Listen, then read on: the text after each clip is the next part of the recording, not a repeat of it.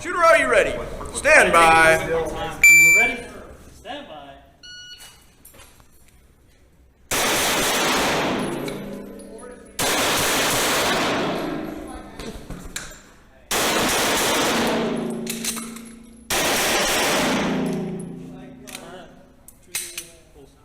Stand by. Ready?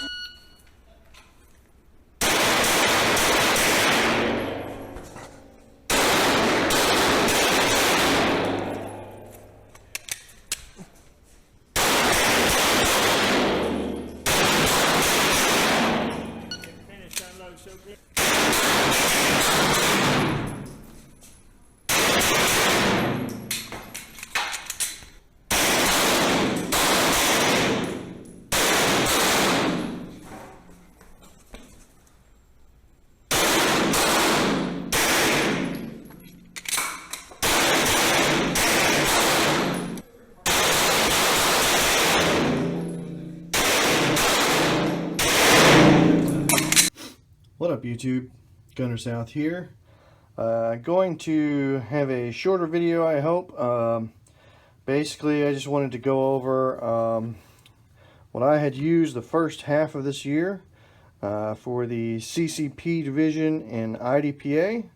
I wanted to go over the specs and how I feel you should build out a CCP Division gun, or at least how you should build out a Glock 19 Gen 4 for the CCP Division in IDPA. Quick safety check. Let's start with the gun itself. It is, of course, a Glock Gen 4, Glock 19. What becomes immediately apparent about this gun is that it has some mods that you would not see in SSP. But let me quickly talk about why I chose the Glock 19 in particular. Obviously, I'm using Glock 34 Gen 4 in SSP, and I even have a Glock 41 Gen 4 in CDP. So for me, it's a no-brainer. I'm staying with the platform I'm familiar with.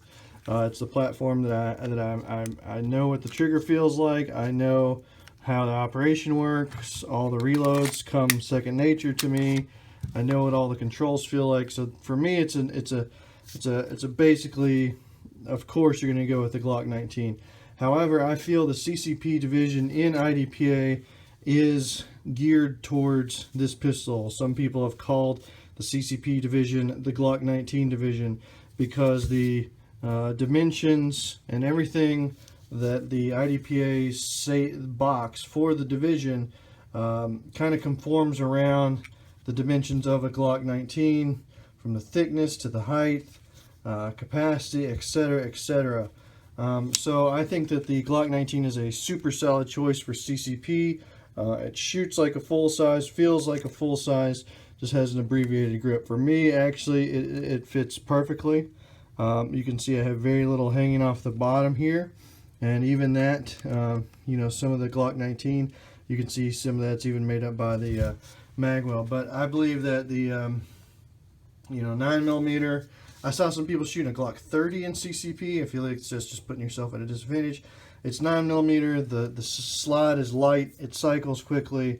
It's a great gun for CCP. So I went with the Gen 4 in particular because I like the texture here. I like the extended mag release button, or it's not extended, it's just bigger. So you know, shorter thumbs. I would say I have regular sized thumbs, but you can see it's kind of made right there. You can easily get all to all the controls.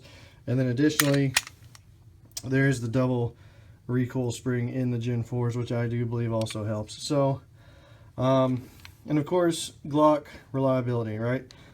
You can see this thing is pretty filthy. I think I've wiped down the outside a little bit, but I have not cleaned this since I started shooting CCP. So I shot CCP from about at least like January of last year all the way through to the end of April. I shot this pistol in the Alabama State Match, Montgomery IDPA. I shot this pistol And I'll say the pistol had nothing to do, was not part of why I did poorly in that performance, in that match. The pistol did great. I never had any trouble with it. So I can't recommend the Glock 19 Gen 4 enough. I think it's a great pistol for the Division. Let's talk about quickly what I've done to it beyond just the stock parts. The biggest thing is going to be the Agency Arms Magwell. You know, Gen 4s, I'll show you this. I brought the 34 down as a comparison. So, you know, they are, you can see the Agency Arms doesn't add a lot to it, right? What you're really trying to do with this Magwell is, you know, just the times when you would hit the side. Like, occasionally you'll come in and you'll hit, you'll hit a lip or something and it'll hang you up.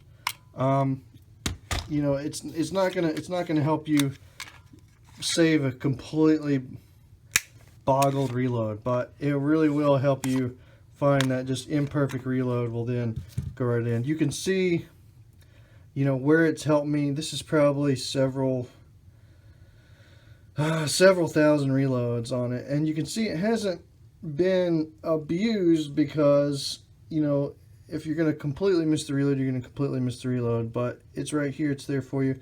It fits into it has its own plug. I really like it. So why did I pick this one in particular rather than maybe one that was a little bigger? One, I didn't want to have to worry about the box. Two, I feel like that if I were to ever carry, I could actually carry with this Magwell. I feel like it is a, let's see if I can get that to focus. I feel like it is a realistic Magwell that you could put on your carry gun. Let's see if we can get the Agency Arms in there and focus. You know, this ran me about, I guess, $100. I feel like they made good products. The fit was good. The install was easy. You just basically stick a plug up in there and then attach it, and there's your screw. So this is a great, great Magwell. I would recommend it.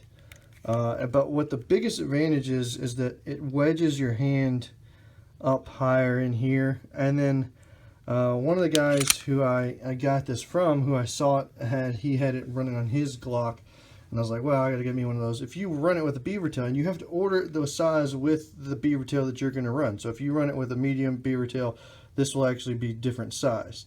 So I run without beaver tails, but if you run one with it, it will really wedge your hand down into that spot, because it provides just this little extra lip there, and it makes the 19 feel great. I think 19s already feel pretty good, but you know, if you really want to just wedge that hand in there, it's a great option there.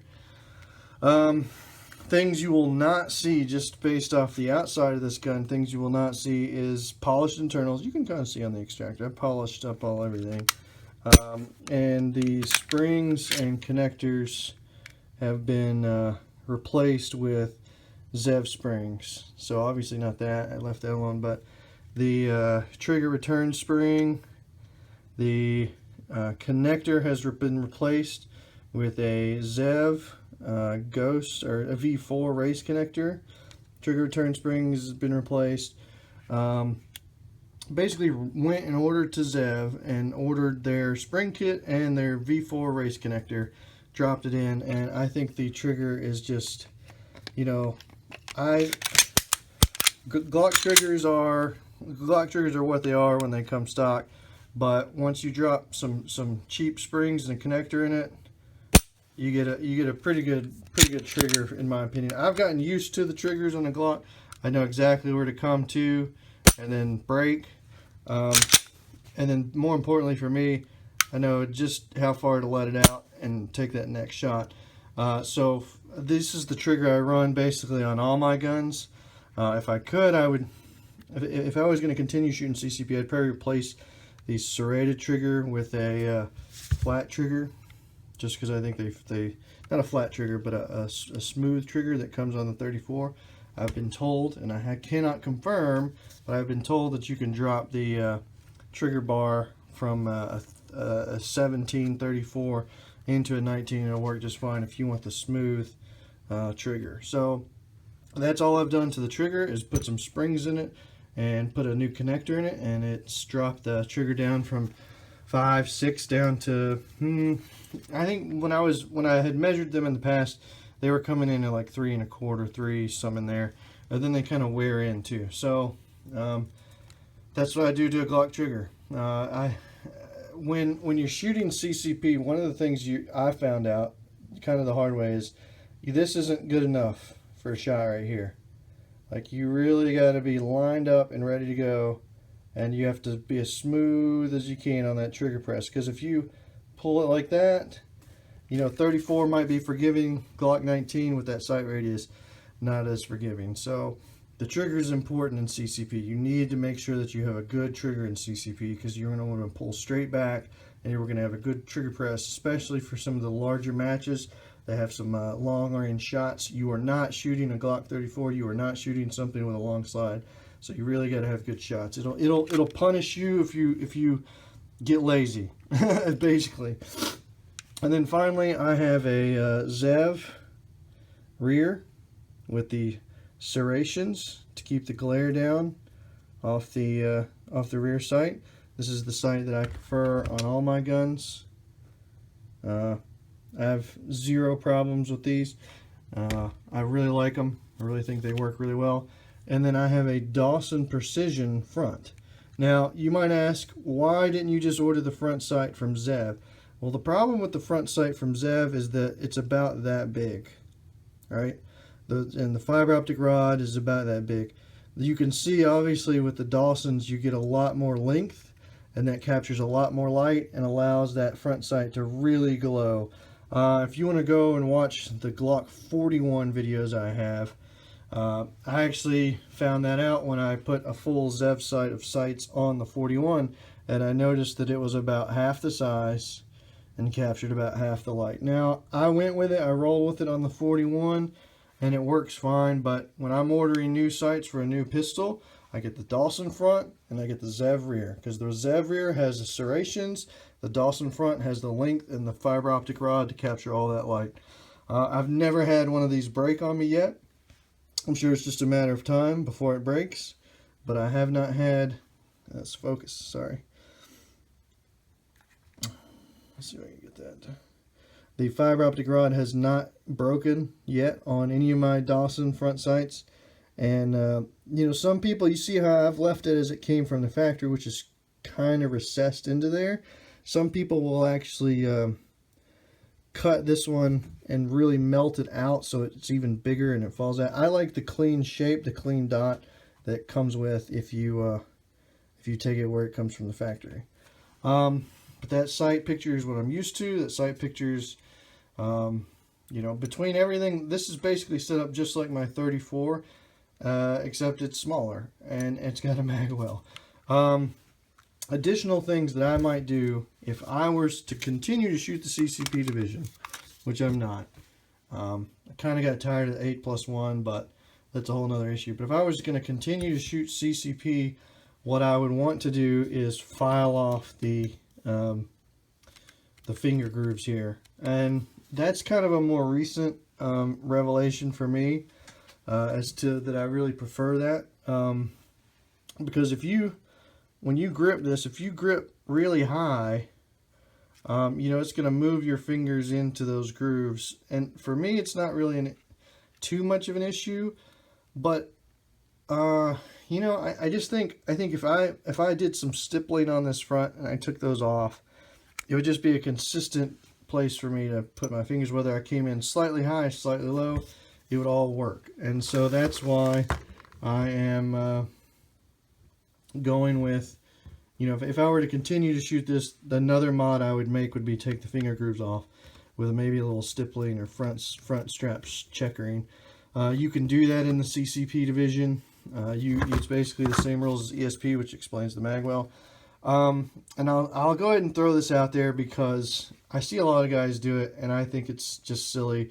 So I have a whole video on why I don't run an extended mag release, but I run just the stock one here because I feel like, as long as your thumbs are big enough to reach it, you don't need to extend it, because when you're shooting, a lot of the times you'll hold down that extended one where this one is more hidden. So just leave the slide release alone, guys. Just leave as long as your thumb can reach it when you're doing a reload. Okay. Then when you come down, you shouldn't have any trouble releasing it. That's just me. That's a side note. That's not even anything to do with CCP. But yeah, great gun, great pistol, great. It's set up for CCP. Get you an Uncle Mike's dual mag holster, and then I use the Comtac that fits my 34. So this actually fits my 34, but I ran my 19 out of it, and you know what? It didn't make any difference. If you already have one for the longer pistol, run it for the Glock 19. You'll be fine. And then obviously I was shooting cook ammo out of it. Good stuff, good ammo. But yeah, that's it. If you have any questions about how to set up a CCP gun for IDPA, specifically around a Glock 19, I'd be happy to answer any questions you got. I feel like I did pretty well with it. It certainly wasn't the gun that was causing the problems at Alabama State. So thanks a lot, YouTube. If you like this, share, comment, let me know. Thanks, guys.